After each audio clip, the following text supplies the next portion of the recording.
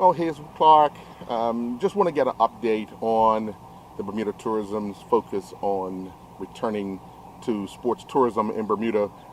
We got the announcement that there's going to be a junior golf event, which is exciting. What else is on the horizon for Bermudians to look forward to that could possibly get more people here and ignite sports in general? Well, I really feel like there's a lot for Bermudians to get excited about, specifically in the sports tourism realm. Through this pandemic, the good thing that I think BTA did immediately was kind of look at an inside-out approach. Okay, we're here now. How are we going to make sure that Bermuda rebounds in the best way possible? What are our opportunities through this struggle? And we found that we have a lot of opportunities, actually. We've had incoming interest, specifically in the golf category, but in all categories. People see Bermuda as a safe destination, a destination that has good proximity to the East Coast of the United States. We have direct service from certain states as well. And we have facilities and infrastructure and capabilities that we've worked so hard to establish that now are going to come into play and really enable us to be very competitive, I think, as a sports destination. We've seen sports such as golf and sailing really grow, showing the best of Bermuda. We have the PGA Championship that took place last year. We were anticipating more sailing stuff, but how do you think Bermuda fares when it comes to the rest of not only the Caribbean, but the rest of the world when it comes to wanting to put on a show and show the beauty and quality of this country? I think that Bermuda does an amazing job, and as an athlete who's traveled the world and experienced good events and bad events, I've had, welcoming experiences, and I've had some that weren't so great. I can really speak to what Bermuda offers. The people are extremely warm. As I said, I think the destination does a great job, but when they do things, they do it on a top-notch level.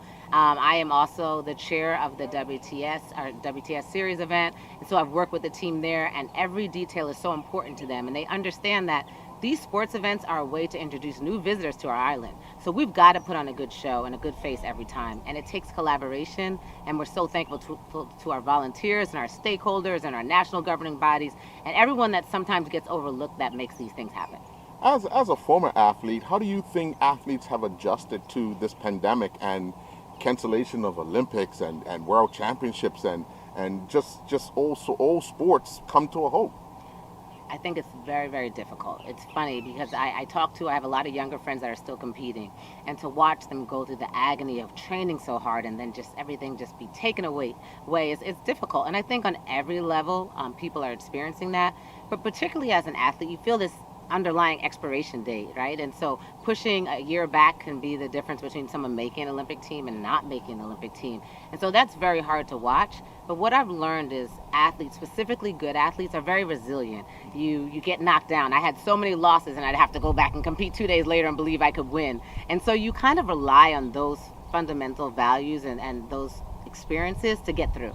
And that's what I've been relying on. Even with me, I worked really hard with my team to get some great events here in Bermuda, and I was excited about a great year, and then it's all taken away and those things are canceled, and you have to find a way to rebound and get yourself back up to fight again and to work again. The fact that the WTS event had to be canceled in Bermuda and we're hosting the Grand Championships or the Grand Series final next year, kind of a letdown because they don't allow one country to host two events. But what can one expect for that grand final come next year? Because obviously your team has now turned your focus onto that. Absolutely, yes. Our team is already working on phase 1 of that delivery plan, and everyone's raring to go. The grand final is a huge opportunity. It's what we've been building towards, and these series events were kind of like our dress rehearsals for the grand finale. And Bermuda is ready to put on a great show, to welcome quite a few visitors, thousands and thousands of visitors. There's a lot of prestige associated with this event. People come and they're proud to wear their national colors, and so we're going to be very excited to have all of those athletes on island, those elite athletes, those age groupers, and this is something where people qualify for this event. So this is not open to everyone. So we're really going to see some great competition. And of course, hopefully, Flora will be healthy and we can cheer her on as well, because that always makes it very special. It's also the para grand final as well. and we were hoping to have a sort of a practice run Right. with the WTS. So, in what regard are we working towards ensuring that everything's prepared for that event? Because it's going to take quite a bit more preparation to prepare for that, isn't it? That is a great question. So the para event is something that we're very focused on, and we felt very fortunate to have the opportunity to host those inspirational athletes. Obviously, there are a lot of logistical pieces that we have to put together to do it right, and we did miss our opportunity. Right now, it looks like we missed our opportunity to be able to do a dress rehearsal, but we're still considering some opportunities where we may be able to get some para athletes here. And at the end of the day, that's the interesting thing about this whole situation. People always ask me, well, what's canceled? What's back on schedule? It's so fluid. It changes every week, and we're trying to work through it. The only thing that stays constant is the fact that we always try to do what's best for Bermuda. What is going to bring the best benefit, the best return to Bermuda? And that's how we guide our decisions. And so in the end, whatever decision we make, everyone should feel confident knowing that it's the best thing for Bermuda. Now that we're planning phase 4 and things are opening up, airports and so forth, when can we possibly get an update as to what and when things are back on, as far as even like the golf in November Right. that's supposed to be? So how soon will your team be working with the various stakeholders to ensure that these things can actually get going? Well, I can tell you we are working really hard as a team. The BTA, Minister De Silva, we're all trying to work together and come up with a formula to protect as many of those events as possible. I think within the next few weeks we're going to have more answers. But like I said, it's just constantly looking at budgets and looking at budget implications and looking at scenarios to get to the finish line.